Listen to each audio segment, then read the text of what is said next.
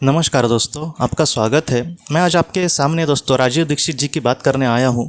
राजीव दीक्षित आखिर क्या कहाँ पर उनका जन्म हुआ, अपने जीवन में उन्होंने क्या क्या किया, बाद में कैसे वो एकदम दुनिया से अचानक चले गए, इसके बारे में मैं आज के सामने आपके सामने बात नहीं करूँगा, क्योंकि उनकी बायोग्राफी बहुत सारी वीडियोज़ में आपको मिल जाएगी यूट्यूब पर मैं किस तरीके से उनसे जुड़ा, किस तरीके से मुझे उनके बारे में पता चला।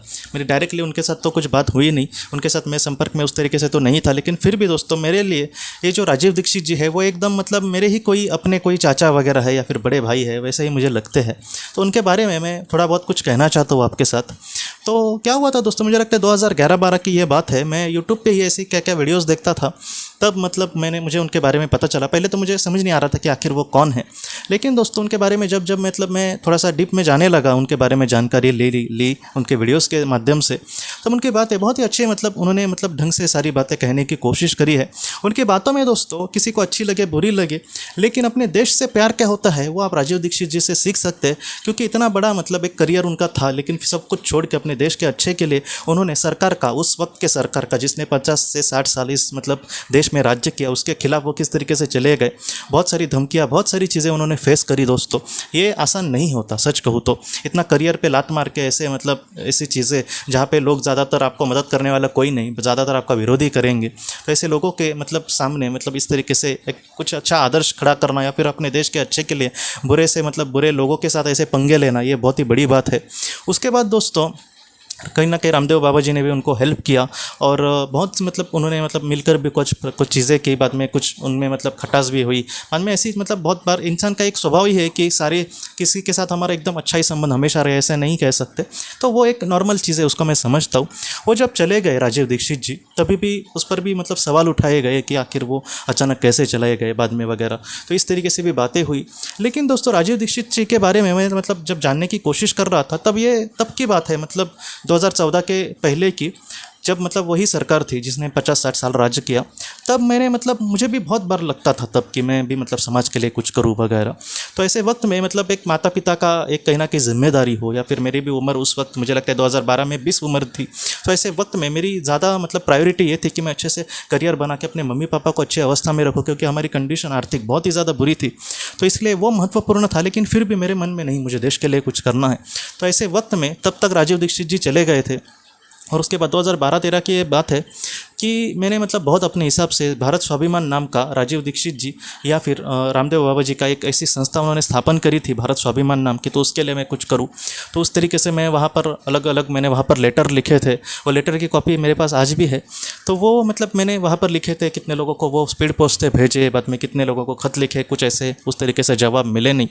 और उसके बाद दोस्तों कहीं से मुझे राजीव दीक्षित जी का कोई एक ऐसे ऑफिस का एक नंबर मिला, तब मैंने उस पर फ़ोन किया था। नागपुर के वहाँ पर एक जगह है दोस्तों, वर्धा नाम की, तो वहाँ पर उनका कुछ आश्रम है।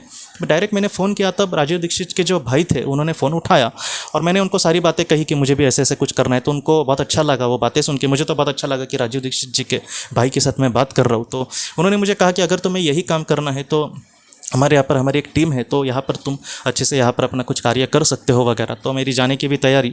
अब ये सारी चीज़ें जो है दोस्तों, घर पे क्या बोलूँ मैं, अभी नौकरी तो नहीं बोल सकता, क्योंकि वहाँ से तो मैं सैलरी कुछ नहीं भेज पाऊँगा। तो इन सारी चीज़ों से माँ भी एकदम टेंशन में। और सच कहूँ ना, उस वक्त माता पिता ने भी मेरे कभी ये नहीं चाहता कि तुम नौकरी ही करो और हमें पैसे, क्योंकि उस वक्त बहुत बुरी कंडीशन थी। सच बोलूँ तो कुछ कर्जा ही था, माँ के जो गहने थे वो भी गिरवी थे, इस तरीके से कंडीशन थी। और इसमें मैं इसने कुछ अभी अच्छे से पढ़ लिख कर, भले 1-2 साल लगे, लेकिन अच्छे से वो करियर बनाए और उसके बाद अच्छे से घर संभाले, वो बहुत ज़्यादा महत्वपूर्ण था। लेकिन फिर भी वो बोले कि हाँ, अगर तुमको ठीक लग रहा है तो जाओ, अगर वहाँ पर अगर ठीक से नहीं तुम्हें ठीक लगा तो तुम बाद में फिर से कुछ दिनों के बाद, कुछ महीनों के बाद चले आना। तो ये सारी जब तैयारी करी थी दोस्तों, मैंने तैयारी भी की जाने की, उनको बोला भी मैं क्या आता हूँ। लेकिन दोस्तों एक हमारा मन कहीं ना कहीं हमें एक चीज़ कहता है कि तुम्हारी जो प्रायोरिटी है वो अब तुम्हारे माता पिता है। तुम आगे और भी कुछ बड़ा कुछ कर सकते हो, लेकिन अगर तुम्हारे माता पिता ही खुश नहीं है, वो ऐसे ही गरीबी के दलदल में फंस रहे हैं, तो ऐसे समय में तुम्हारे कितना भी बड़ा कुछ कार्य करे तो उसका क्या करेंगे ऐसे। और उस वक्त मेरे लिए तो वह महत्वपूर्ण था, और वो जो मैं काम जाके करूँगा वगैरह, तो उसको लेकर भी बड़ा कुछ ऐसे उससे पॉजिटिव निकलेगा ऐसे नहीं था। इन सारी चीज़ों को सोच कर मैंने घर पे ऐसे ही बोल दिया कि नहीं अभी मैं थोड़े दिन मतलब रुकता हूँ, बाद में जाता हूँ। बाद में धीरे धीरे मैं यहाँ पर भी रह के कोई अपना करियर बनाया, ऐसे नहीं, मैं थोड़ा थोड़ा कुछ करके मतलब घर में मतलब ये करने लगा कि मैं अपने घर को अच्छे से संभालने की कोशिश करूँ। मेरे पिताजी भी उस वक्त काम वगैरह करते थे, तो ऐसी चीज़ें हो गई। तो उनको मैं उस सर को मतलब ऐसे कहा कि मैं फ़िलहाल तो नहीं आ सकता, बाद में मेरे अगर पास का कुछ बात होगी तो मैं ज़रूर कोशिश करूँगा कि आपके साथ कुछ काम करूँ, क्योंकि हमारे यहाँ से मुझे लगता है 1,500-2,000 किलोमीटर तो होगा, 1,500 तो किलोमीटर होगा, 1,000 से ज़्यादा किलोमीटर होगा वर्धा। तो इस तरीके से वो सारी चीज़ें हो गई। तो बहुत बार दोस्तों हम जो अपने लिए सोचते हैं वो पूरा उस तरीके से नहीं होता जैसे हमने सोचा था। लेकिन ऐसे समय में दोस्तों आप ऐसे दुखी मत होना। मुझे भी उस वक्त बहुत बुरा लगा था कि जो मुझे करना था वो परिस्थिति की वजह से मुझे करने नहीं मिल रहा। लेकिन दोस्तों आज मैं सच कहूँ तो मैं दिल से खुश से ज़्यादा मैं समाधानी हूँ कि कहीं ना कहीं मैं वो कर रहा हूँ जिससे मुझे दिल से खुशियाँ मिल रही है। कहीं ना कहीं भगवान को वो रास्ता शायद मेरे लिए वो ठीक नहीं लगा होगा, क्या फिर उनको लगा होगा कि इस रास्ते में अच्छे से आगे नहीं बढ़ पाएगा इसका जिस तरीके से स्वभाव है, लेकिन ये शायद ये काम अच्छे से करने की कोशिश कर सकता है। तो उस तरीके से ये जो यूनिवर्स है दोस्तों वो आपसे ज़्यादा आपको जानता है। जैसे उस वक्त मुझे नौकरियाँ चाहिए थी, जैसे उस वक्त मुझे जो सारी चीज़ें चाहिए थी उसमें से कुछ भी नहीं मिली, लेकिन दोस्तों उसके बाद भगवान ने कुछ इस तरीके से मुझे दिया जिससे मैं मतलब अपने परिवार को एक मतलब थोड़ी सी अच्छी ज़िंदगी देने की कोशिश कर सकता हूँ। मैं अपने परिवार को या फिर अपने मतलब एक मन की शांति मैं मतलब पा सकता हूँ, क्योंकि मन की शांति बहुत ज़्यादा मुश्किल है। कभी कभी मतलब ऐसे ही लोगों से बात करके उनके लिए कुछ करके उनके जो आशीर्वाद होते हैं दोस्तों वो मेरे लिए बहुत ज़्यादा महत्वपूर्ण है। तो ऐसी जो चीज़ें हैं, बाद में अगर कोई ज़रूरतमंद हो तो उसको कुछ थोड़ा बहुत मदद करके जो उनके आशीर्वाद मिलते हैं, जो ब्लेसिंग मिलती है ना, बहुत ज़्यादा महत्वपूर्ण है। और इसके लिए दोस्तों मैं आप सबका लिए दिल से मतलब आपका प्रार्थना करता हूँ, आपका मतलब दिल से नमन करता हूँ। मैं कि क्यों कह रहा हूँ, क्योंकि आपके वजह से हम कुछ मतलब ये कर पा रहे हैं। तो जो मदद कर रहे हैं या फिर जो ब्लेसिंग दे रहे हैं तो उनका दिल से शुक्रिया। तो इन सारी चीज़ों से मैं यही सीख पाया दोस्तों कि आप भी अपने जीवन में कभी भी हताश मत रखो। जो आपके जीवन में नहीं हो रहा है तो आपके लिए भगवान ने और भी उससे कुछ अच्छा मतलब आपके लिए तय किया होगा। आप थोड़ा सा जीवन में आगे बढ़ने की कोशिश करना। कुछ लोगों में मतलब यही नहीं होता, पेशेंस ही नहीं होता, उसमें संयम ही नहीं होता। ऐसे नहीं दोस्तों, अब लाइफ में आगे बढ़ना। मुझे भी अब बहुत बार लगता है कि कहीं ना कहीं ये सारी जो चीज़ें हैं 10 साल पहले होती तो अच्छा होता, कम से कम 6 साल पहले ये सारी चीज़ें होती तो अच्छा होता, लेकिन ऐसा नहीं है। मैं एक मतलब दीदी जी से बात कर रहा था, तब उन्होंने मुझे बोला कि तुम मतलब फिर भी कम उम्र के मतलब उस समय में ये सारी चीज़ें कहने की कोशिश कर रहे हो लोगों के सामने। आज हम इतने उम्र के हो गए हैं फिर भी मतलब आज हम उस तरीके से नहीं कर पा रहे। जो तुम्हारे सामने अच्छा रास्ता आया है कम उम्र में, उसका तुम अच्छे से फ़ायदा उठाने की कोशिश करना। तो ये बात महत्वपूर्ण है।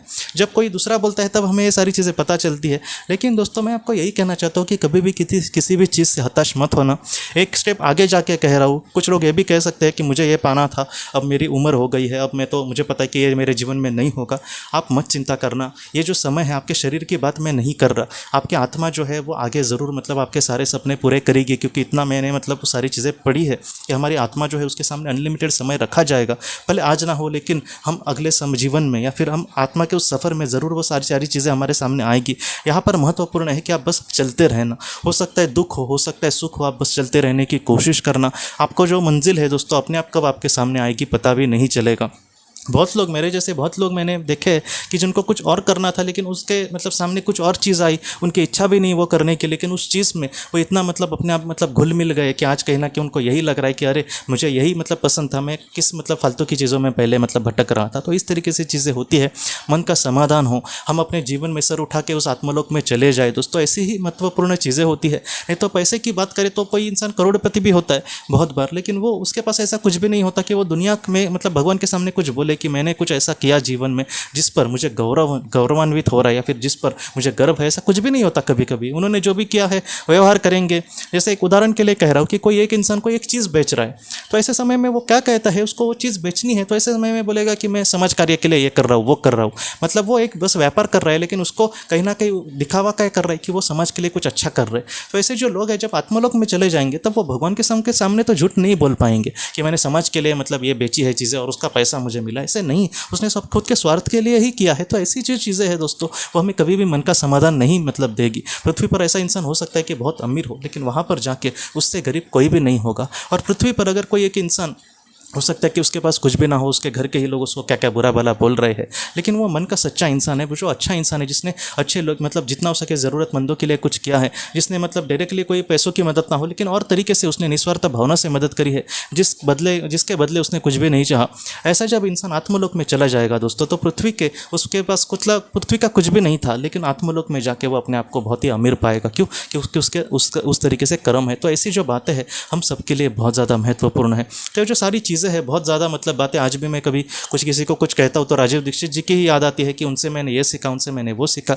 तो मतलब कहीं ना कहीं वो जहाँ पर भी उनकी आत्मा होगी, वो जहाँ पर वो सुखी से रहे दोस्तों, क्योंकि हम जैसे लोगों को उन्होंने बहुत मतलब बड़ी बड़ी राह दिखाई, और कहीं ना कहीं ऐसे जो मतलब देश प्रेमी लोग हैं ऐसे ही हमारे देश में मतलब पैदा हो और हमारा देश बहुत ही आगे चला जाए। हम बहुत कुछ मतलब हमारे देश में कोई भी एक भी इंसान गरीब ना रहे, हर एक बच्चों को मतलब कहीं ना कहीं अच्छी नौकरी मिले, उनका अच्छा घर मतलब बस जाए, वो बहुत ही खुशी से रहे। इसी प्रार्थना के साथ दोस्तों आपसे विदा लेता हूँ। तो दोस्तों हम अपने अगले वीडियो में मिलते हैं। आप अपने परिवार का ख्याल रखना। आपका बहुत बहुत धन्यवाद।